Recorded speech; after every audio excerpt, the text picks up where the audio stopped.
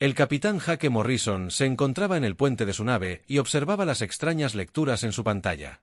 Su nave se llamaba UES Geraisen y fue construida para explorar el espacio lejos de la Tierra, lo que creían que era solo otro planeta flotando. Solo en el espacio, mostraba lecturas sin sentido alguno.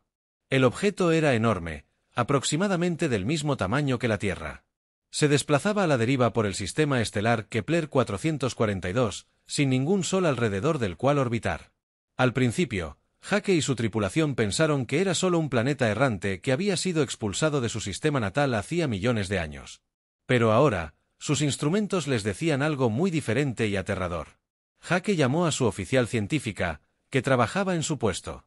La comandante Lisa Park era la persona más inteligente de la nave para comprender las cosas extrañas del espacio. Llevaba 3 horas estudiando las lecturas y le temblaban las manos mientras trabajaba. Lisa levantó la vista de su consola con los ojos muy abiertos. Su voz era baja, pero todos en el puente podían percibir el miedo en ella. Le dijo a Jake que las lecturas electromagnéticas no se parecían a nada que hubiera visto antes. El objeto no estaba hecho de roca y hielo como un planeta normal. En cambio, estaba hecho de metales y materiales que sus computadoras ni siquiera podían identificar. La enorme esfera flotaba en la oscuridad del espacio como un gigante dormido. Su superficie estaba cubierta de extraños patrones geométricos que parecían moverse y desplazarse al mirarlos. Enormes estructuras metálicas recorrían su superficie como las venas de una hoja. Había aberturas en la superficie que parecían muelles de atraque, pero eran tan grandes que ciudades enteras cabían en ellas. El ingeniero jefe Danny Rodríguez subió desde los niveles inferiores de la nave. Su rostro estaba pálido y parecía haber visto un fantasma. Danny había estado realizando pruebas en sus motores y sistemas de energía para asegurarse de que todo funcionara correctamente. Pero lo que encontró lo asustó. Danny le dijo a Jake que había estado intentando medir la energía que emitía el objeto. Las lecturas eran tan altas que sus instrumentos apenas podían medirlas. Esto no era solo una nave. Era como una fortaleza gigante que podía moverse por el espacio. La energía que emanaba de su interior era suficiente para destruir todo su sistema solar sin ningún esfuerzo. Jake sintió un vuelco al darse cuenta de lo que habían encontrado. No se trataba de un viejo planeta muerto flotando en el espacio. Era una máquina construida por alguien o algo, con una tecnología mucho más allá de lo que los humanos jamás hubieran imaginado. La tripulación permaneció en silencio mientras todos comprendían que estaban viendo algo que podría acabar con la humanidad con solo un pensamiento. Como si el objeto supiera que lo estaban observando. De repente, comenzaron a aparecer luces en su superficie. Las luces se movían en ondas, fluyendo de un extremo a otro como agua. Enormes secciones de la superficie comenzaron a girar, revelando estructuras aún más complejas debajo. La tripulación observó aterrorizada cómo aparecían enormes aberturas en la superficie. Estas no eran simples bahías de atraque. Eran puertos de armas lo suficientemente grandes como para albergar continentes enteros en su interior. Cada uno probablemente podría disparar armas que harían que las bombas nucleares más poderosas de la Tierra parecieran petardos. Jake sabía que tenían que irse de inmediato. Gritó órdenes a su piloto para que los alejara del objeto lo más rápido posible. Sus motores rugieron y la nave comenzó a alejarse de la enorme esfera. Pero antes de que pudieran escapar, algo los atrapó. Un rayo de energía se extendió desde el objeto y envolvió su nave como una mano invisible. Jake podía sentir cómo la nave era jalada hacia atrás, sin importar cuánto intentaran sus motores avanzar. El rayo tractor era tan potente que su nave bien podría haber sido un juguete jalado por un punto gigante. Danny revisó sus motores y le dijo a Jake que estaban funcionando a máxima potencia, pero no había ninguna diferencia. El rayo los estaba jalando hacia una de las aberturas más pequeñas en la superficie del objeto. Aunque se llamaba más pequeña, la abertura era lo suficientemente grande como para albergar una pequeña ciudad en su interior. Lisa trabajaba frenéticamente en su puesto tratando de encontrar la manera de liberarse del rayo. Intentó todo lo que se le ocurrió, pero nada funcionó. El objeto utilizaba tecnología tan avanzada en comparación con la suya que era como intentar luchar contra un tanque con un punto de palo. A medida que se acercaban a la superficie, Jake podía ver más detalles del objeto. La superficie metálica estaba cubierta de símbolos y patrones que dolía mirarlos directamente. Había luces moviéndose bajo la superficie como si hubiera algo vivo dentro del metal. Naves más pequeñas se movían por la superficie, pero incluso estas naves más pequeñas eran más grandes que cualquier nave que la humanidad hubiera construido jamás. La abertura hacia la que eran atraídos comenzó a abrirse como un ojo gigante. Dentro, Jake pudo ver un espacio tan vasto que se formaban nubes en la parte superior. Mosfera. Había estructuras en su interior que parecían edificios, pero estaban construidas para criaturas mucho más grandes que los humanos. Su nave atravesó una especie de barrera energética, y de repente, pudieron oír sonidos del exterior. La atmósfera dentro de la bahía de atraque era densa y respirable, pero se sentía diferente al aire terrestre. Era más pesada y tenía un sabor extraño que inquietaba a todos los tripulantes. Jake ordenó a su tripulación que se preparara para lo que fuera que viniera después. No tenía ni idea de si serían recibidos como invitados o tratados como prisioneros. Lo único que sabía con certeza era que habían descubierto algo que lo cambiaría todo para la humanidad. Mientras su nave se posaba en una plataforma de aterrizaje que emergía del suelo, Jake contempló la arquitectura imposible que los rodeaba. Todo estaba construido a una escala que hacía que los humanos se sintieran diminutos e insignificantes. Los seres que construyeron este lugar eran claramente mucho más grandes y poderosos que cualquier cosa que la Tierra hubiera producido jamás. La plataforma de aterrizaje selló su nave en su lugar con abrazaderas que emergían del suelo. Jake se dio cuenta de que aunque quisieran irse ahora, probablemente no podrían. La inteligencia que controlaba esta enorme nave había decidido que los humanos se quedarían, al menos por ahora. Jake reunió a sus oficiales superiores y se preparó para enfrentar lo que les aguardara fuera de la nave. No tenía ni idea de que este momento marcaría el comienzo de la prueba más importante que la humanidad jamás había enfrentado, ni de que el destino de cada humano que hubiera vivido dependía de lo que sucediera en las próximas horas. Las enormes puertas de la bahía de atraque se cerraron tras su nave con un sonido como el de un trueno retumbando sobre montañas. Jake Morrison podía sentir las vibraciones a través del suelo de su nave mientras los procesadores atmosféricos comenzaban a trabajar para llenar el enorme espacio con aire respirable. El sonido era tan profundo y potente que le hizo temblar el pecho y le dolieron los dientes. Jake sabía que tenía que decidir quién saldría a recibir a quien los había traído allí. Eligió a sus 3 oficiales de mayor confianza para que lo acompañaran. La comandante Lisa Park aportaría sus conocimientos científicos para ayudar a comprender lo que encontraran. El ingeniero jefe Danny Rodríguez sabía más de tecnología que nadie en la tripulación. La teniente Amy Carter era su mejor oficial de seguridad y podía protegerlos si algo salía mal. Se pusieron sus trajes ambientales por si el aire exterior no era seguro para respirar. Cada traje tenía suficiente oxígeno para 6 horas y una armadura protectora capaz de detener armas pequeñas. Jake esperaba que no necesitaran la armadura, pero hacía tiempo que había aprendido que era mejor estar preparado para lo peor. Los 4 humanos se dirigieron a la esclusa de aire de su nave y Jake presionó el botón para abrir la puerta exterior. Lo que vieron al abrirse la puerta los hizo detenerse a todos y mirar con asombro. Estaban parados al borde de una cámara tan grande que no podían ver el otro extremo. El techo era tan alto que desaparecía en la oscuridad. La arquitectura que los rodeaba era hermosa y aterradora a la vez. Las paredes estaban hechas de metales que parecían absorber la luz y luego devolverla en extraños colores. Estructuras curvas se elevaban hacia el techo como las costillas de una criatura gigante. Todo estaba construido para seres mucho más grandes que los humanos, lo que hacía que Jake y su equipo se sintieran como niños que hubieran entrado en una catedral construida para gigantes. Salieron de su nave y comenzaron a caminar por el suelo de la plataforma de atraque. Allí, el eco de pasos resonó en el vasto espacio, creando múltiples sonidos que les llegaban desde todas direcciones.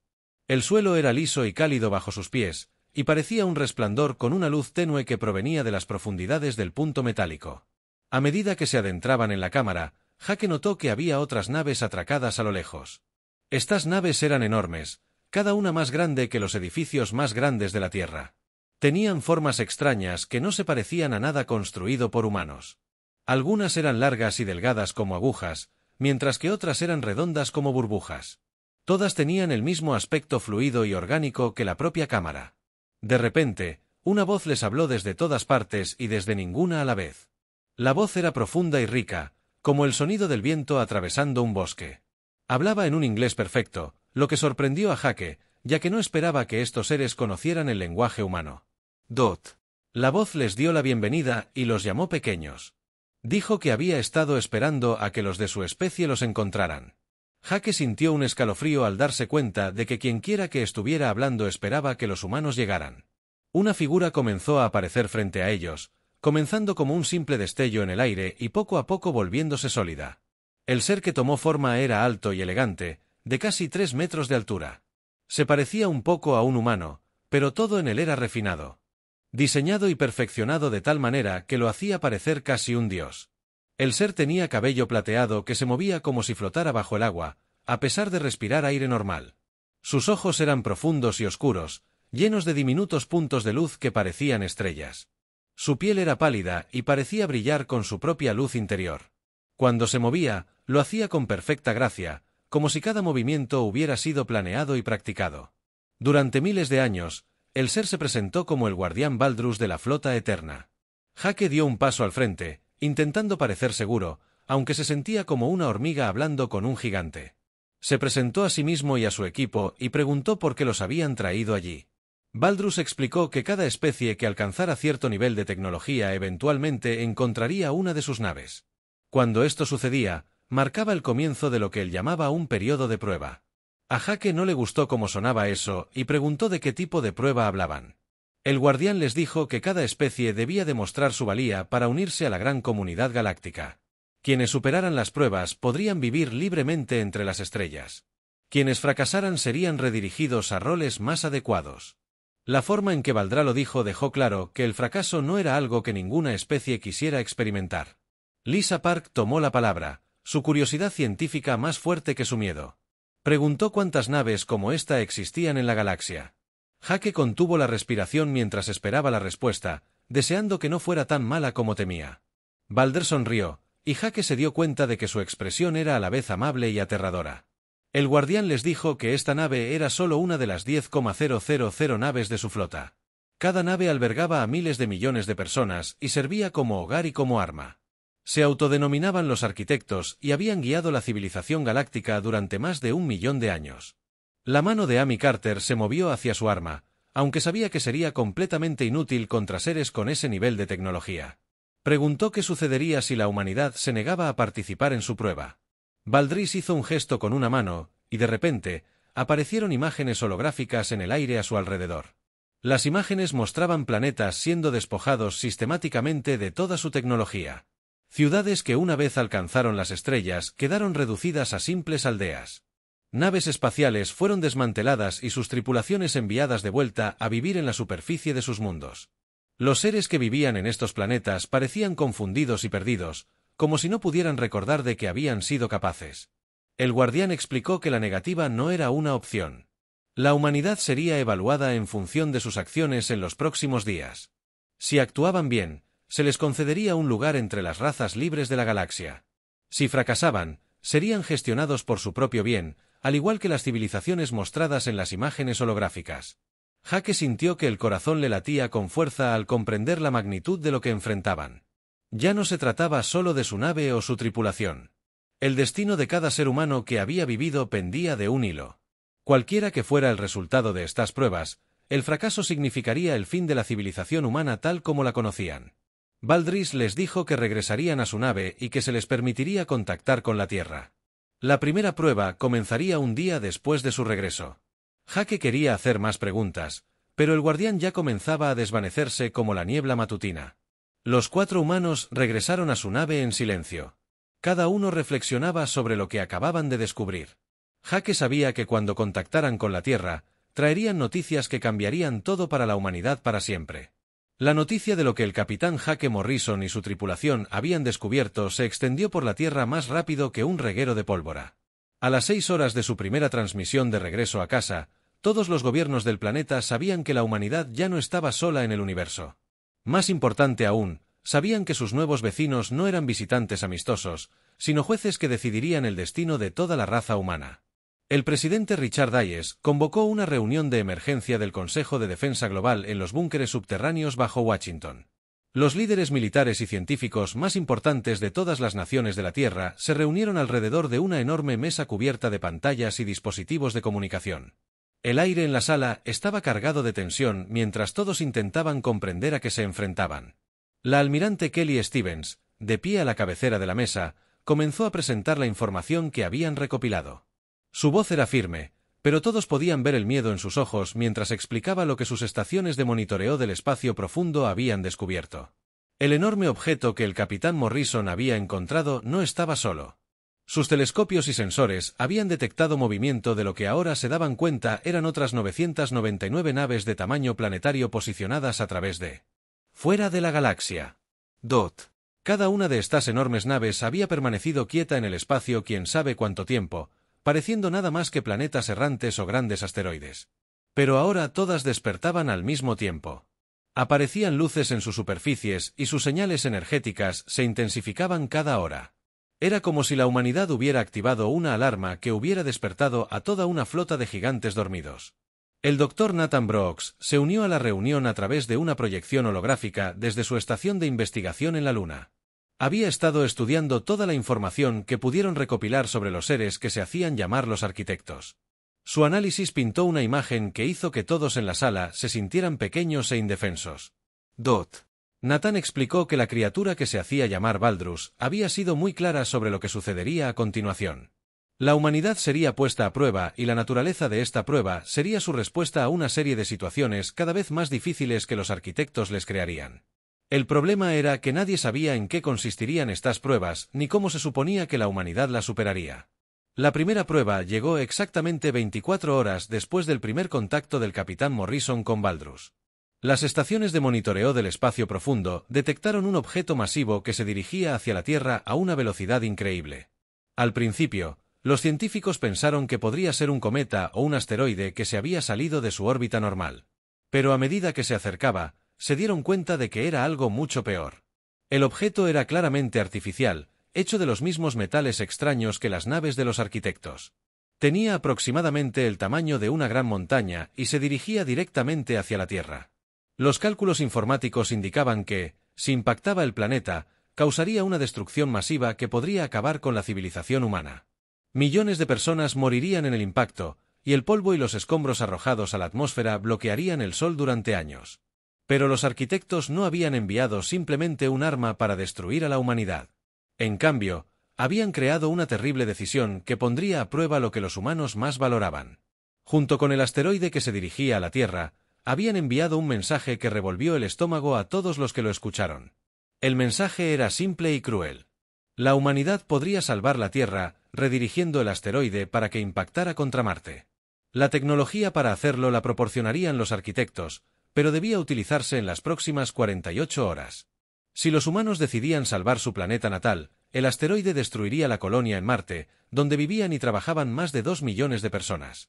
El capitán Morrison observó cómo se desarrollaba esta crisis desde el interior de la nave de los arquitectos, donde él y su tripulación aún se encontraban retenidos. Los sistemas de vigilancia de la nave le permitían ver y escuchar todo lo que sucedía en la Tierra y Marte. Se sintió impotente al observar a las personas que había jurado proteger. Debatiéndose con una decisión imposible, Morrison confrontó a Baldrus sobre la crueldad de obligar a la humanidad a elegir entre su mundo natal y su gente. El guardián escuchó sus protestas con lo que pareció un interés genuino, pero su respuesta le heló la sangre a Morrison. Baldrus le explicó que esta era la naturaleza del liderazgo en la gran galaxia. Decisiones difíciles como esta eran comunes al enfrentarse a amenazas que podían destruir civilizaciones enteras. La respuesta de la humanidad a esta prueba determinaría la clasificación que recibirían en la comunidad galáctica. Las especies que optaron por sacrificar a otras para salvarse, recibieron roles diferentes a los de quienes encontraron otras soluciones. En la Tierra, el almirante Stevens reunió a las mentes más brillantes de la humanidad en un intento desesperado por escapar de la trampa que los arquitectos les habían tendido. Estrategas militares, científicos, ingenieros y filósofos trabajaron juntos para encontrar una solución que no requiriera el sacrificio de millones de inocentes. El coronel Ryan Phillips se había ganado la fama de héroe en el incidente de la estación Júpiter, donde salvó miles de vidas al encontrar una solución creativa a lo que parecía un problema imposible. Propuso un plan que parecía una locura incluso para él. En lugar de elegir entre la Tierra y Marte, la humanidad buscaría una tercera opción que los arquitectos no habían considerado. El plan exigiría que la humanidad utilizara toda la tecnología disponible. Lo hicieron en un esfuerzo coordinado, algo nunca antes intentado. Intentarían redirigir el asteroide lejos de la Tierra y Marte utilizando su propia tecnología en lugar de aceptar las herramientas que les habían ofrecido los arquitectos. El ingeniero jefe Danny Rodríguez transmitió especificaciones detalladas de la tecnología de los arquitectos que había estado estudiando mientras estaba atrapado en su nave. Trabajando sin descanso, ingenieros y científicos humanos desarrollaron un plan que superaría los límites de todo lo que sabían sobre física e ingeniería. La idea era crear una serie de núcleos sincronizados con precisión. Explosiones a lo largo de la trayectoria del asteroide, utilizando simultáneamente todas las naves espaciales y satélites del sistema solar para impulsarlo desde diferentes ángulos. Si lograban coordinar estos esfuerzos a la perfección, podrían cambiar la dirección del asteroide lo suficiente como para enviarlo sin causar daño al Sol. El plan tenía tantas posibilidades de fallar que la mayoría de quienes trabajaban en él lo creían imposible.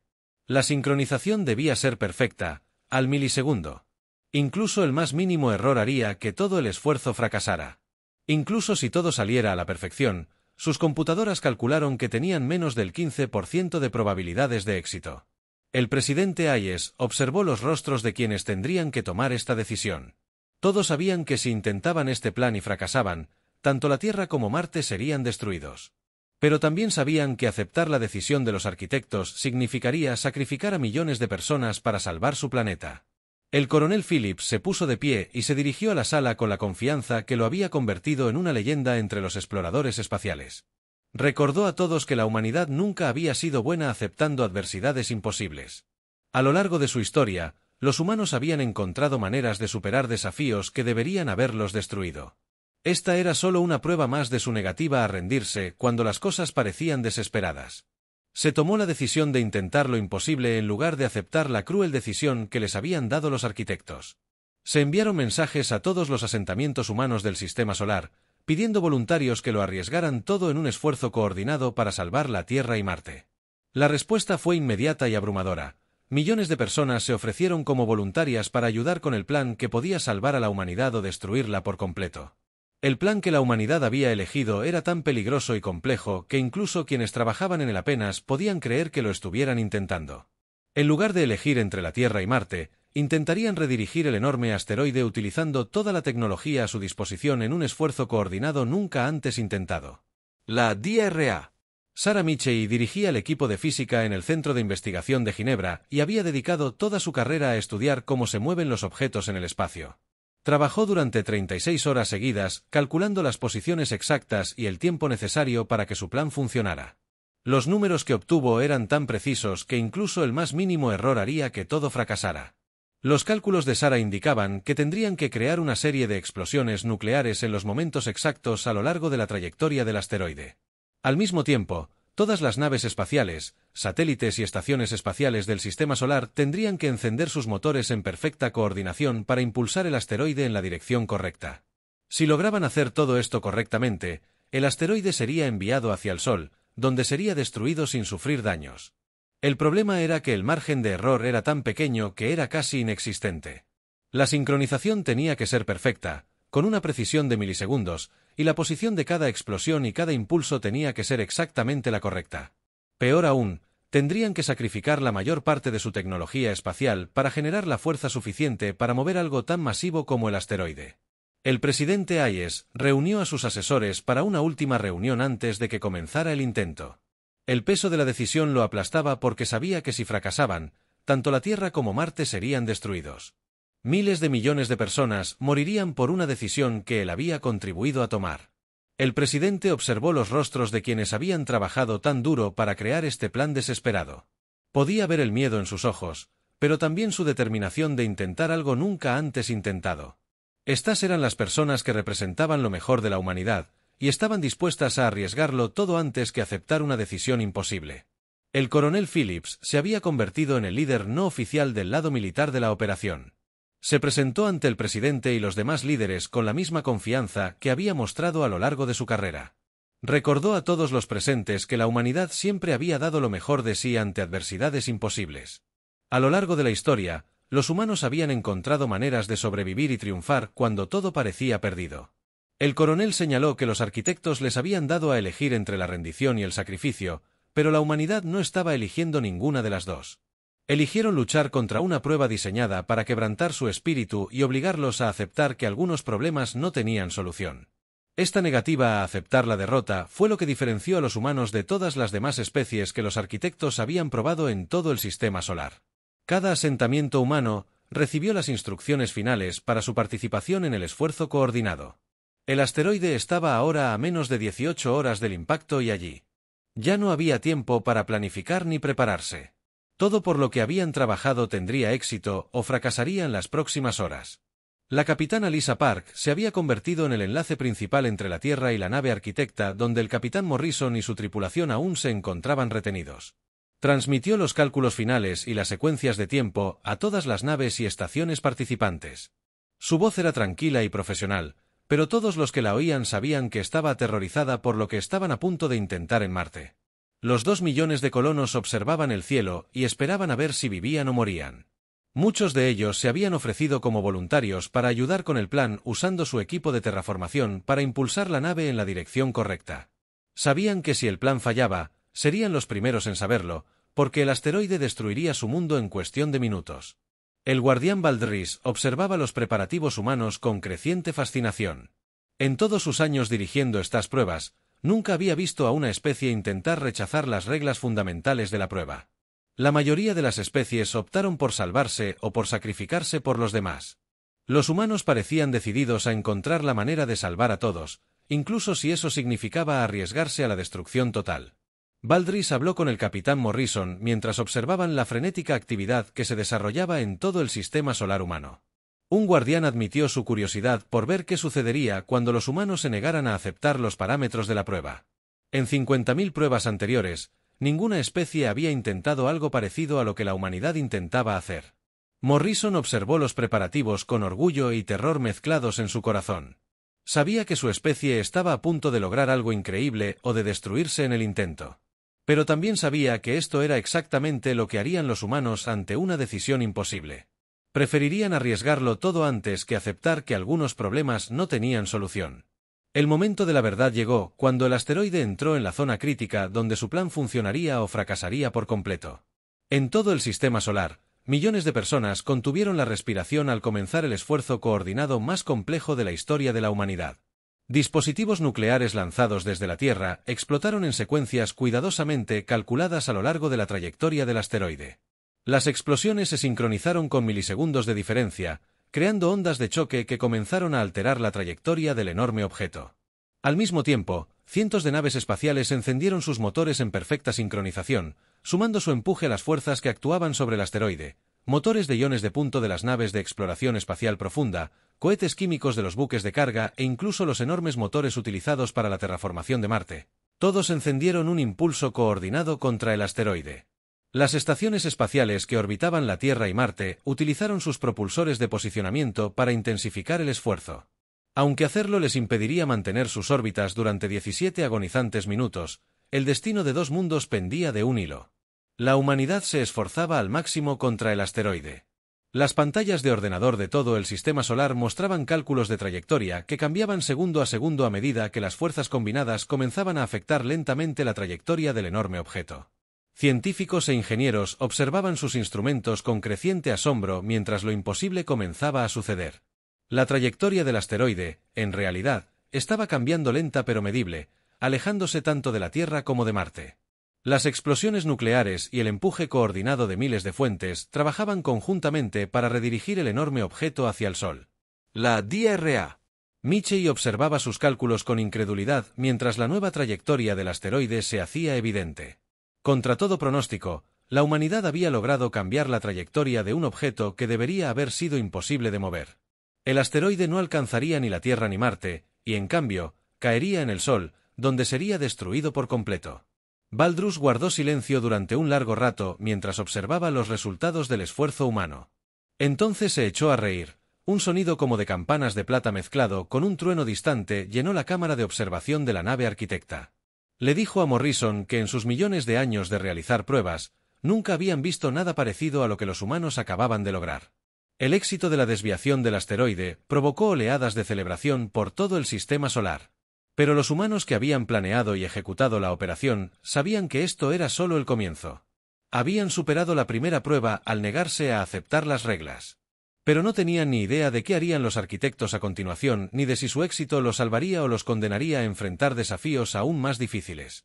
La desviación exitosa del asteroide fue solo el comienzo de algo mucho más grande de lo que nadie hubiera imaginado. La noticia de la negativa de la humanidad a aceptar la imposible elección se extendió por la flota de arquitectos más rápido que la luz misma.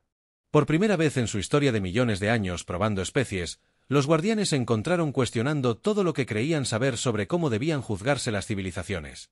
Valdrus, de pie en sus aposentos privados a bordo de la enorme nave planetaria, observaba los informes que llegaban de los observadores de toda la galaxia.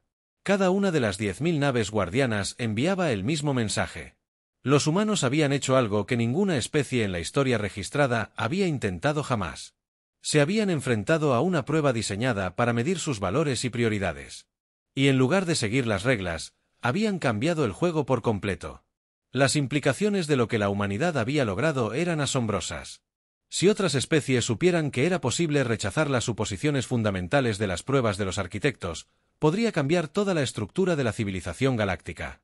Miles de mundos que han sido clasificados y gestionados en función de sus respuestas a pruebas similares podrían empezar a cuestionar si sus destinos se habían decidido de forma justa.